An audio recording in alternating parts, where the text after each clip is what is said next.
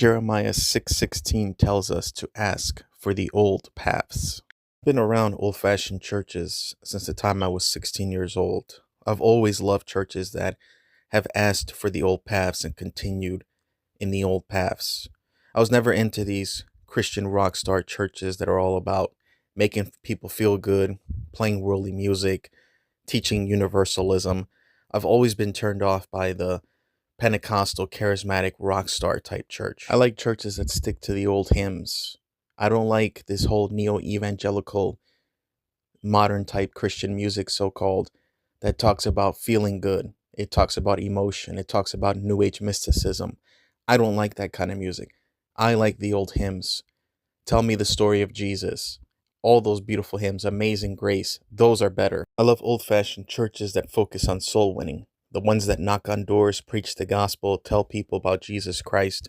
These modern churches, they don't care about soul winning. They don't care about evangelism. They just care about building a big church, uh, getting all the money they can from their church members, stealing money from their church members. I'm not all about that. I like churches that actually reach people for Christ, get them saved, get them baptized, and disciple them for Christ. I love old fashioned churches that preach out of the King James Bible. I don't want to go to a church that teaches out of the NIV, NLT, or ESV. Those versions are corrupt. I want to go to a church that preaches an every word Bible, a Bible that is preserved, a Bible that is an every word Bible, and that is the King James Bible. I will never conform to these modern perversions that butcher the deity of Christ, the resurrection of Christ, and all these important doctrines found in the King James. I love old-fashioned churches that preach hellfire and damnation preaching.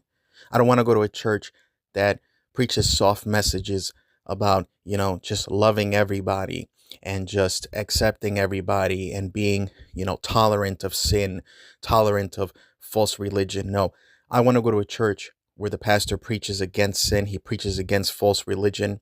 He preaches against ecumenicism and universalism. I want to go to a church where the pastor preaches about standards, biblical standards that men and women should live by, Christian men and women that love God, that want to live holy. That's the kind of church that I want to be in. I don't want to be in a church that compromises the Bible.